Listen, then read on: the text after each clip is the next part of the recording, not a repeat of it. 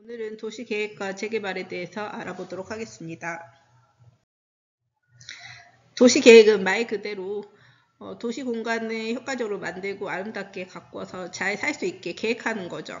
그래서 도시계획을 수립할 때는 인구, 교통량, 주택, 산업구조 등을 종합적으로 파악을 해야 되고요. 그래서 도시계획을 실행할 때는 도시의 경쟁력과 이 시행함으로 인해서 삶의 질을 향상시킬 수가 있죠. 그래서 최근에는 유비쿼터스 도시를 계획해서 여러 재난이라든지 교통 시스템 등을 통합적으로 관리 및 운영을 하는데요. 유비쿼터스 도시라는 건 뭐냐면 첨단 정보기술을 활용해서 언제 어디서나 우리가 예를 들어 클릭 한 번으로 모바일로도 필요한 서비스를 제공할 수 있는 그런 도시라고 생각하면 됩니다. 그럼 도시를 재개발한다. 이거는 환경이 열악한 도시들을 그런 지역의 건물을 철거하거나 수리하거나 개조 같은 걸 통해 가지고 개선하는 거죠. 그래서 도시를 새롭게 살리는 도시 재생을 목적으로 도시 재개발을 이루어지고요. 도시 재개발의 유형과 방법은 해당 지역에 따라 도심을 재개발하면 도심 재개발, 도시 내의 노후화 산업단지 이런 것들을 재개발하면 산업지역 재개발, 그 다음에 주거 환경을 개선한다. 그럼 주거지를 개선하면 주거지 재개발, 이런 식으로 어디 대상 지역을 어떻게 하냐에 따라서 유형이 좀 다르고, 그 다음에 시행 방법에 따라서 크게 세 가지가 있습니다. 얘가 가장 이 도시 재개발, 도시 계획 단원에서는 제일 많이 나온다고 생각을 하면 되겠습니다. 먼저 철거 재개발은 말 그대로 기존에 있던 것들을 완전히 철거해 버린다. 그래서 아예 다 부시고 새로운 시설을 조성하는 방식이고요.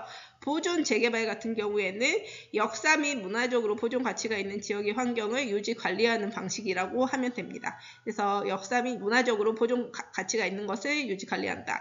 그 다음에 수복 재개발은 기존 거를 최대한 살리면서 필요한 부분만 수리, 개조해서 보완하는 방식이다. 그래서 보통 어떻게 나오냐, 어떤 예시를 주고 얘가 철거 재개발이냐 혹은 보존이냐 수복이냐 이렇게. 근데 보존이랑 수복은 조금 나누기가 좀 애매하니까 보통은 철거 대 수복으로 문제는 많이 나옵니다. 얘가 철거냐 수복이냐 이런 거.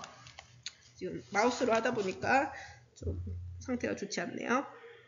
그 다음 그럼 도시 경관의 변화 한번 보겠습니다. 도시 경관은 경치야. 그래서 도시의 어떤 겉모습을 도시 경관이라고 하는데, 시대별로 산업화 시대는 공장을 짓고 막 산업화를 계속 가열차게 하다 보니까 경제적인 효율성에만 치중했어요. 그러다 보니까 도시 경관이 기존의 시설 및 주변 환경과 부조화되고 어떻게 보면 질보다 양에 집중했다라고 볼 수 있겠지. 근데 최근에는 삶의 질을 중시해요. 그래서 도시 이미지나 주민 생활의 편리성 등을 반영해서 만들려고 하고요. 그래서 도시 재개발하다 보면 노후된 기반시설 및 주거지를 개선하다 보니까 좋아지고, 또 도심 같은 경우에는 재개발로 고층 건물, 그 다음에 주택 재개발 등을 통한 고층 아파트 등이 건설되면 도시의 스카이라인이 변화하게 되는데, 스카이라인, 하늘 라인, 이게 뭐냐면 건물의 윤곽이 하늘과 맞닿은 곳을 연결한 선인데, 보통 대도시 같은 경우에는 고층 건물이 스카이라인을 형성하는 경우가 많다라고 생각을 하면 됩니다. 그리고 보통 도시 재개발을 하면 대규모 아파트가 건설되게 되는 경우가 많은데, 그러면 대규모 아파트가 많다 보면 그냥 주거 유형이 아파트로 획일화되는 경우도 많겠죠. 주민 생활의 변화 보겠습니다. 도시가 재개발되면 삶의 질도 개선이 되겠죠. 발전시키는 거니까 도시 재생해가지고. 근데 문제점이 있어요. 뭐냐면 원거주민, 원주민이 같은 말입니다. 그러면 원주민이 강제 이주되고 높은 입주 분담금이 뭐냐면, 재개발되면 어떤 일이 생겨요? 새로 기존의 아파트를 허물고 새로 지어야 아파트를 예를 들면 철거 재개발을 한다고 합시다. 그러면 새로 짓고 하면 예전 집보다 비싸지겠죠. 그러면 보통 그 비용을 어떻게 하냐? 정부가 지원해 줄 수도 있고, 그거를 분양을 해가지고, 그 아파트를 분양해가지고 수익이 나면 거기에 보탤 수 있고요. 외부에 팔아서. 그다음 조합원 분담금이 있어요. 이게 뭐냐면, 조합원은 기존에 그 아파트에 살던 입주민이라고 생각을 하면 돼요.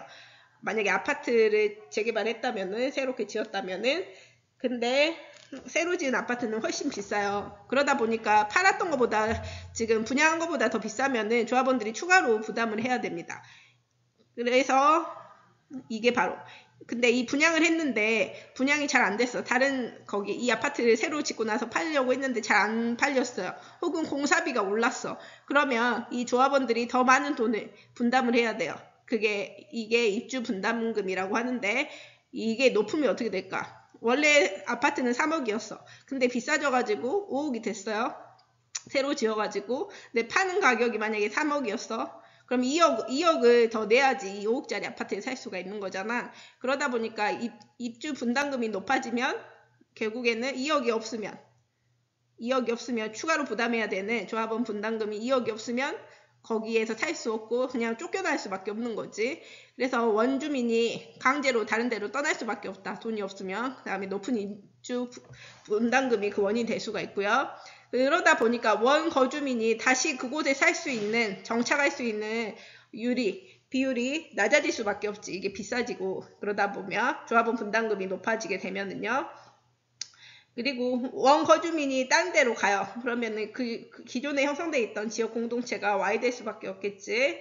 그리고 재개발 지역과 주변 간의 교류가 단절될 수 있고, 그래서 문제점 해결 방안은 뭐 협력해가지고 시민단체, 공공기관, 지역 주민이 협력해서 개발을 해야 된다. 그 다음에 방금 했던 철거 수복 재개발이 많이 나온다고 했죠. 근데 여기는 첫 번째 사례는 광주 광역시 계림동 같은 경우에는 지역성과 경관을 최대한 살리면서 뭔가를 한다고 했어요. 그러면 자료 4 같은 경우에는 최대한 살려 기존 것을 수복 재개발. 자료 5 같은 경우에는 아예 대놓고 있죠. 철거 재개발. 원래 이런 데였는데 아예 다 부수고 새롭게 만든 거지. 이게 철거 재개발이에요. 그러면 원거주민의 재정착률이 수복 재개발, 기존 거를 최대한 살린 거랑 아예 허물고 다시 새롭게 이렇게 삐까뻔쩍한 아파트를 만약에 지었다. 그러면 어디가 더 비쌀까? 1번, 2번 중에서. 당연히 2번이 비싸져요. 그러다 보면은 아파트 값이 비싸지면은 근데 분양이 잘 안 되거나 하면은 입주 분담금이 너무 높아져. 그럼 어떻게 된다고? 원래 살던 사람들이 그 돈을 아까 5억짜리 아파트가 됐는데 3억에 팔렸었어. 그러면은 2억을 추가로 내야 되는데 그 2억이 없다 보니까 떠날 수밖에 없죠. 그래서 수복 재개발은 주어가 수복 재개발이야. 철거 재개발이 아니고 그럼 수복 재개발은 최대한 있는 걸 살리니까 크게 돈이 안 들어가겠지. 그래서 원거주민의 재정착률이 높아요. 그 다음 최대한 있는 거 살리니까 투입되는 돈의 규모도 적은 편이겠죠. 철거 재개발이 이거랑 반대겠죠. 여기까지 할게요.